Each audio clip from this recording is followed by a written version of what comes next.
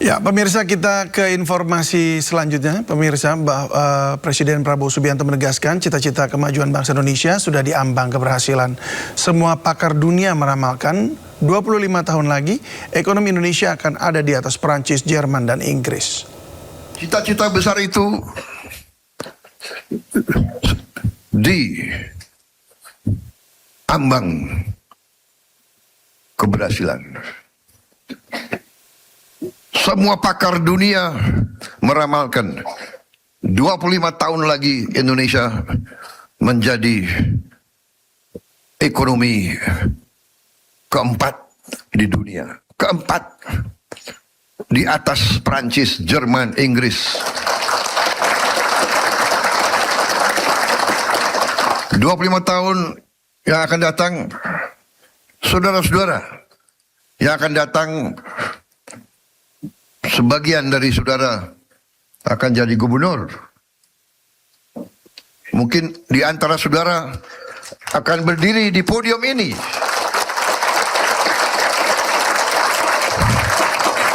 Masa depan kami di sini bekerja, mengabdi untuk membuka jalan bagi saudara-saudara sekalian.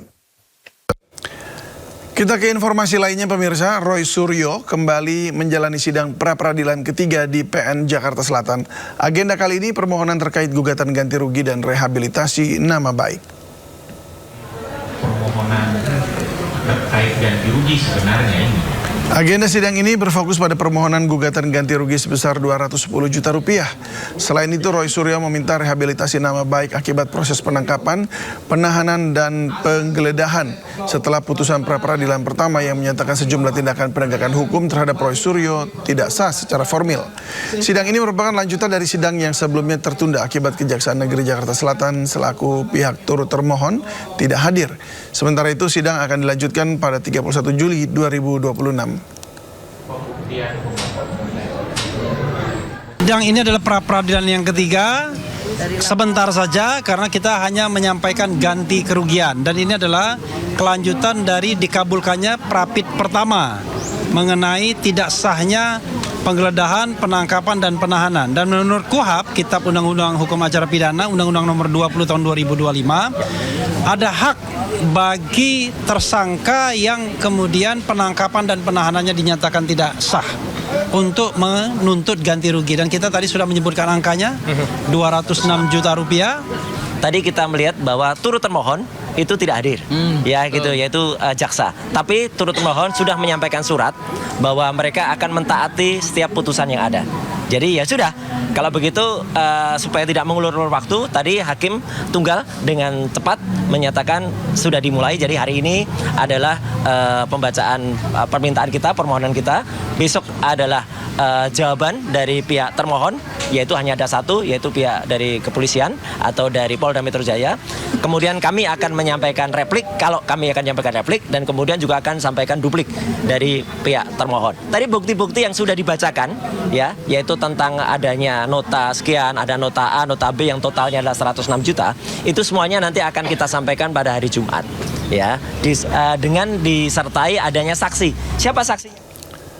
Aksi heroik dilakukan penjaga pintu perlintasan kereta api di Desa Masangan, Kecamatan Bangil, Kabupaten Pasuruan.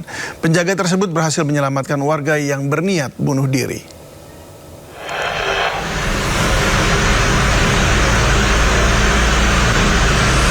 Ya, inilah pemirsa video yang viral di media sosial. Terekam CCTV seorang pria sengaja berdiri di tengah rel kereta. Beruntung seorang penjaga berlari untuk menyelamatkannya.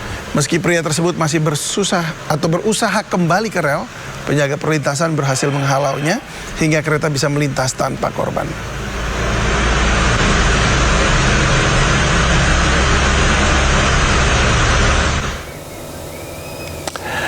Pemirsa, Polda Metro Jaya membongkar sindikat penyebaran konten hoax dan provokatif yang beroperasi secara terorganisir di media sosial.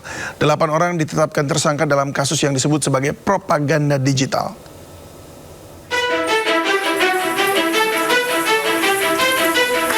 Direskrimum Polda Metro Jaya mengungkap sindikat penyebaran konten hoax, fitnah, dan provokasi yang terorganisir melalui berbagai media sosial.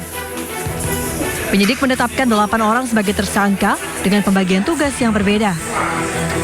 Ditreskrim Polda Metro Jaya telah melaksanakan serangkaian kegiatan penyelidikan dan penyidikan terhadap sindikat propaganda digital yang terorganisir dengan peran-peran sebagai berikut. 1. Sebagai perekrut dan pembiayaan. Kemudian yang kedua sebagai pembuat konten.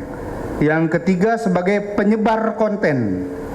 Yang keempat perbantuan untuk mengangkat konten atau sering disebut dengan istilah booster. Dan yang kelima penyebaran konten secara masif. Penyidik menyita 11 unit telepon seluler, 2 laptop, 1 iPad, 2 flash disk yang berisi konten diduga melanggar hukum, serta uang tunai sebesar 220 juta rupiah yang diduga merupakan hasil pembayaran proyek penyebaran hoax. Para tersangka dijerat Undang-Undang ITE dengan ancaman pidana maksimal 8 tahun penjara dan denda hingga 2 miliar rupiah. Polisi mengimbau masyarakat agar lebih bijak menggunakan media sosial dengan selalu memverifikasi setiap informasi sebelum menyebarkannya. Dari Jakarta Selatan, Deni Helmi Sajengbati, iNews melaporkan. Persatuan Wartawan Indonesia resmi mencabut laporan terhadap pengacara kondang Hotman Paris Hutapea. Laporan terkait dugaan penghinaan profesi wartawan oleh Hotman. Waktu itu udah sama-sama emosional. Pencabutan laporan dinyatakan oleh Andriko Pasaribu, Ketua Bidang Pembelaan dan Pembinaan Hukum PWI Pusat pada Selasa malam. Kasus penghinaan profesi wartawan oleh Hotman Paris telah diselesaikan secara kekeluargaan. Pencabutan laporan dilakukan pasca mediasi yang dilakukan Dasko, Wakil Ketua DPR RI. Berondong dengan 2 pertanyaan yang saya sudah bilang saya tidak bisa jawab. Tadi pagi ya, Ketua Umum kami Bapak Ahmad Munir telah melakukan pertemuan yang seperti teman-teman ketahui yang dimediasi oleh Pak Dasko, pertemuan dengan Bapak Hotman Paris Hutapea. Jadi kami menindaklanjuti daripada hasil tersebut ya. Jadi pada